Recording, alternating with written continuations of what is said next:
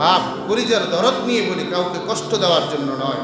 নবী বলেন ওর হায়াত বাড়ছে কিন্তু ওর আমল বাড়ে নাই। ওর হায়াত বাড়ছে এখনো মসজিদ ছিনে নাই। ওর হায়াত বাড়ছে মাওলার কোরআন খুলতে পারে নাই। ওর হায়াত বাড়ছে বিবিকে এখনো পর্দায় আনতে পারে নাই। ওর হায়াত বাড়ছে এখনো সুদ ঘুষ হারাম কাজ ছাড়তে পারে নাই। ও হলো সর্বনিকৃষ্ট। যৌবন তো নিয়ে গেছি, দেখ আয়নায় তাকাইয়া তোর চুলগুলো এখন কি সাদা না কালা। দেখ তোর হাতের মুষ্টির দিকে তাকাইয়া দেখ তোর যৌবনের সে হাতের মুষ্টি এখন আছে কিনা দেখ।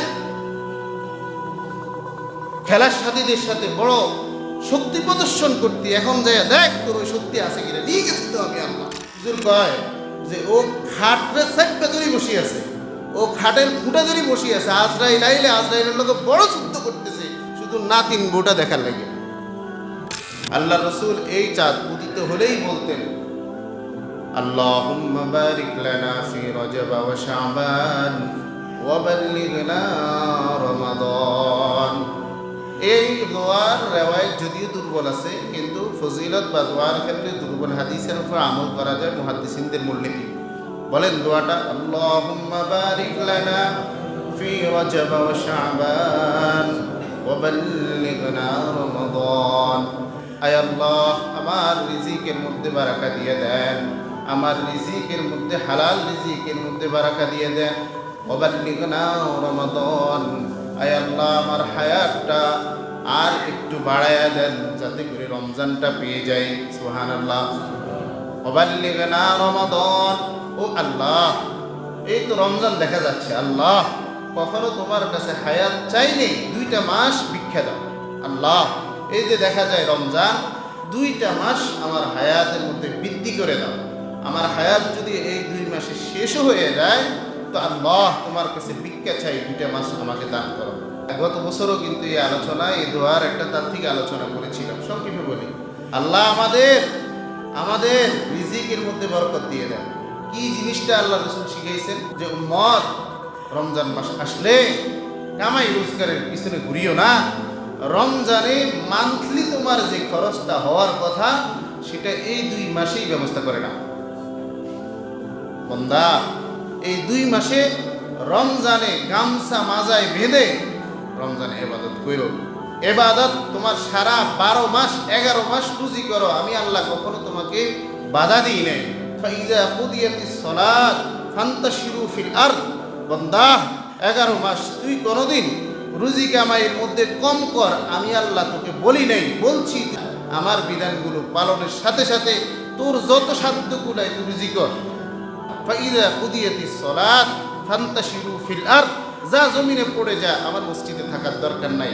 ফরজ নামাজ শেষ হয়ে গেছে, চলে যা, ব্যবসা বাণিজ্যের উন্নতি কর, আমি আল্লাহ তোকে কখনো আবেদন করি নাই।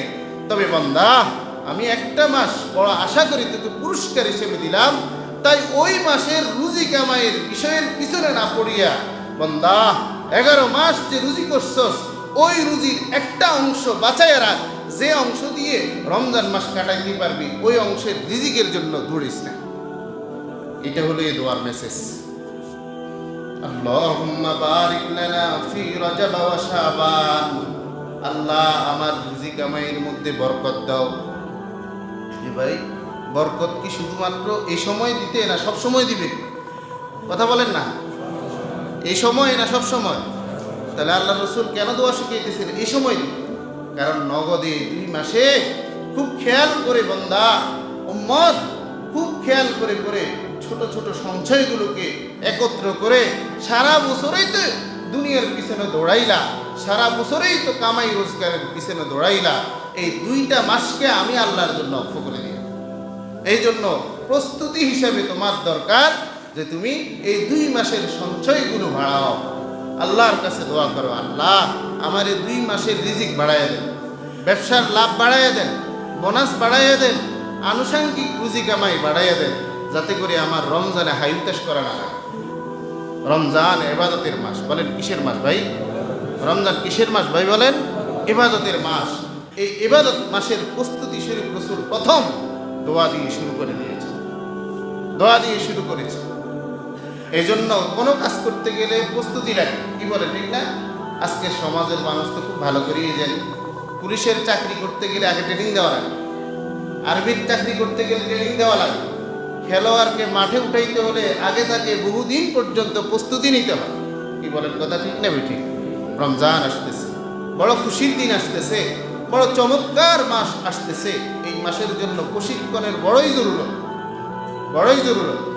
এই জন্য সব প্রশিক্ষণগুলো দেওয়ার জন্য এই রজব মাস আসলেই নবীজি সাল্লাল্লাহু আলাইহি সাল্লাম সাহাবীকে তাগিদ দিতেন, রমজান আসতেছে, প্রস্তুতি নাও। বলেন, আল্লাহুম্মা বারিক লানা ফি রজব ওয়া শাবান ওয়া বাল্লিগনা রমজান। আল্লাহ, তুমি আমার রুজি কামাইয়ের মধ্যে বরকত দিয়ে দাও, আর রমজান মাস পর্যন্ত আমাকে পৌঁছাইয়া দাও। একটা জরুরি কথা এই দোয়ার মধ্যে দেখেন, বলছে আল্লাহ রমজান মাস পাবো, এর জন্য তোমার কাছে হায়াত ভিক্ষা চাইতেছি। রমজান মাস পাবো, তোমার কাছে হায়াত ভিক্ষা চাইতেছি। কেন? রমজান মাস পাইলে 170 নফলে ফরজ। আল্লাহু আকবার, বড় সওয়াবের মাস, যেন বেশি বেশি আমল করতে পারি। আল্লাহ, আমল করার জন্য তোমার কাছে হায়াত ভিক্ষা চাইতেছি। তার মানে আমলের জন্য হায়াত ভিক্ষা চাওয়া যায়। কিসের জন্য ভাই বলেন? আমলের জন্য হায়াত ভিক্ষা চাওয়া যায়। কিন্তু কপাল পোড়া জাতি আমরা কি করি? অনেক মুরব্বী এমন আছে, অত বড় একটা নিঃশ্বাস ফেলায় আর কয় যে ছোট ভাই বারবার আমার কাছে জমি বেচতে কয়, কিন্তু ঘুরে ঘুরে আজকে 10 বছর এখনো জমিটা বেচে নেই। এই 10 শতক জমি যদি লইতে পারতাম তো কবরের তলে গেলেও আমার আর অশান্তি নাই, আমার দিনটা শান্তি হোক। কত মুরব্বী আছে, কষ্ট নিয়েন না। বহুত আকাঙ্ক্ষা থাকে, একটা কোম্পানি খুলছি, যদি এটারে বড় করে যাইতে পারতাম, ফুটনাতিগুলো ভালো করে খাইতো, হ্যাঁ, আমার কবরের তলে গেলেও কবরে আমার কলিজা ঠান্ডা হইতো, রুহটা ঠান্ডা হইতো। অমিয়া বাসি আছে 10 তলা বিল্ডিং করা আছে, অমিয়া বাসি আছে 10 শতক জায়গা লওয়া আছে। কি বলেন, কথা ঠিক না বেঠিক? আরো অনেক মুরব্বী এমনও ঘটনা শোনা যায়, আনিসুর রহমান আশরাফি সাহেবের মুখে শুনলাম। এক ভদ্রলোক, এক মুরব্বী, উনি কিছুক্ষণ পর পরে সেন্স হারিয়ে ফেলে, আবার হুঁশ আসে। আর যখন হুঁশ আসে তখন বড় একটা নিঃশ্বাস পালাই কয়, যদি নাতিনের বোটা যদি দেখি যেতে পারতাম তাহলে আর কোনো আফসোস আছে। তো হুজুর কয় যে ও খাটের সাইডটা ধরে বসে আছে, ও খাটের ফুটা ধরে বসে আছে, আজরাইল আইলে আজরাইলের লোক বড় যুদ্ধ করতেছে শুধু নাতিন বোটা দেখার লাগে। ও মিয়ার হায়াতের কামনা কি? ও মিয়ার হায়াতের মূল মাকসাদ হলো ও মায়ের নাতিন বো দেখবে। তো হুজুর রসিক করে কয়, ও মিয়া হয়তো ভালো করে বুঝছেন যে কবরে গেলে ফেরেশতা ও মিয়ার প্রথম সুয়াল করবে যে ছেলের নাতিরে বিয়ে করাইছো কিনা, নাতিন বউ দেখতে কেমন, ও মেয়ের প্রশ্ন ওইগুলো করবে। এই জন্য এটা হল করা ছাড়া ও মাঝ মরতে ওরা ছিল। আমাদের মুরব্বীদের হালাত হয়ে গেছে এমন, আমাদের হালাত হয়ে গেছে এমন। আমার উস্তাদ বলতেন, আল্লাহ যখন মুরব্বী দাড়ি সাদাওয়ালা দাড়ি পাকনাওয়ালা মুরব্বীরা যখন হাত উঠায়, তো আল্লাহ তাদের হাত উঠানো দেখে, তাদের চোখে পানি আসা দেখে আল্লাহ নিজে লজ্জিত হয়ে যান, নিজে লজ্জিত হয়ে যান। তো হুজুর আফসোস করে বলতেন, আমার বড় কলিজার টুকরা উস্তাদ হাফেজ আব্দুর রহমান সাহেব দামাত বারাকাতুহুল আলিয়া, তো হুজুর বড় কষ্ট নিয়ে বলতো, যেই দাড়ি সাদা পাকনাওয়ালা মানুষগুলোকে দেখে আল্লাহ এত সম্মান দিয়ে নিজে লজ্জিত হয়ে যায়। আফসোস লাগে ওদেরকে যখন বখাটের ছেলেদের সাথে ওদের সমস্ত গায়রতকে বিলীন করে দিয়ে ওদের সাথে আড্ডা দেয়, ওদের সাথে রাজনীতিতে যায়, ওদের সাথে মাঠে ঘাটে আড্ডা দেয়, চা দোকানে বসে সিনেমা দেখে, আড্ডা দেয়, গল্প গুজবে লিপ্ত থাকে। ওই সমস্ত লোকগুলোকে দেখলে আল্লাহ কি অবস্থায় থাকেন তা আল্লাহই ভালো জানেন। এত সম্মান তোমাদেরকে দিল তো দুনিয়া আর কত কামাইবে। এবার একটু নিজের গায়রত নিয়ে বাঁচার তো চেষ্টা করেন। আপনাদের পায়ে হাত রাখি বলি, আল্লাহ আপনাদেরকে মর্যাদাশীল বানাইছেন, শুধু দুনিয়া তরক করেন, দেখেন আল্লাহ তাআলা কোন স্বর্গ নিয়ে আপনাদেরকে। আল্লাহ আমাদেরকে তৌফিক দান করে বলে আমিন। আল্লাহর নবী হাদিসের মধ্যে এক সাহাবী বলতেছেন, আইয়ুন নাসি আফজল, ইয়া রাসূলুল্লাহ, কোন মানুষটা বেশি উত্তম? নবীজি বলেন, মান তালা উমারুহু ওয়া হাসুনা আমালু, যার হায়াত বাড়ছে আমলও বাড়ছে, ওই মানুষটা সবচেয়ে উত্তম। মান তালা উমারু, যার হায়াত বাড়ছে, ওয়া হাসুনা আমালু, এবং তার আমলগুলো সুন্দর হয়েছে। তার আমলগুলো বাড়ছে, ওই মানুষটা উত্তম।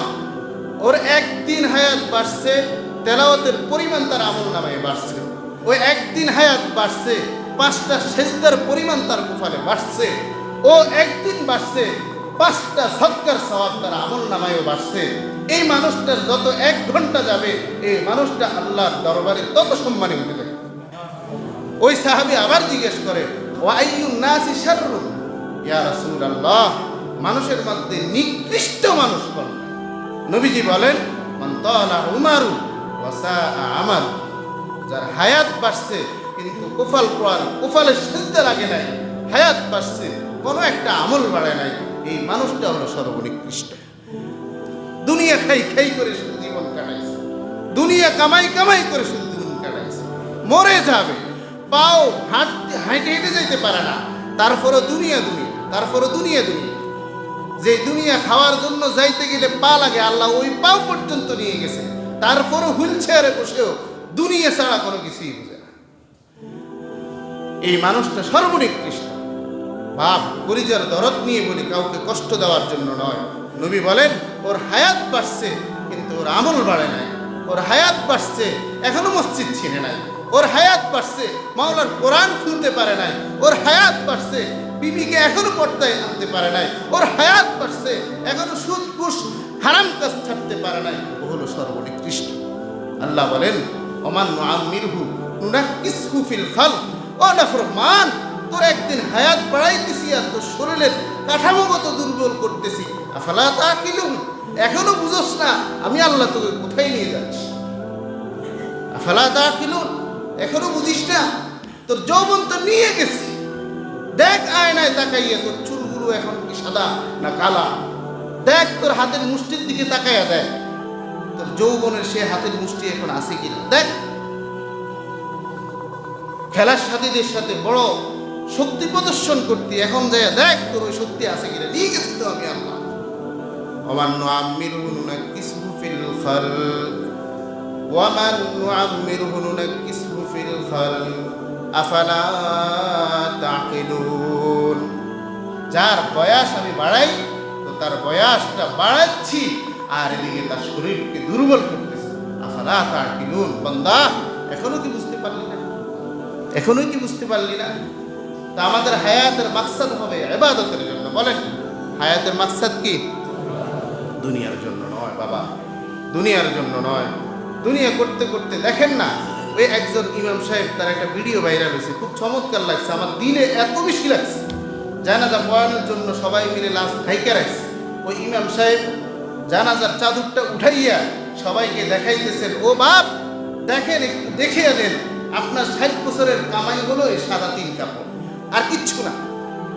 এই সাদা 3 কাপড় হলো আপনার শুধু কামাই। আমরা আসছি উলঙ্গ, শুধুমাত্র পৃথিবীতে আসছি দুনিয়ার সম্পদ হিসেবে নেওয়ার জন্য। মাত্র কয়টা কাপড়?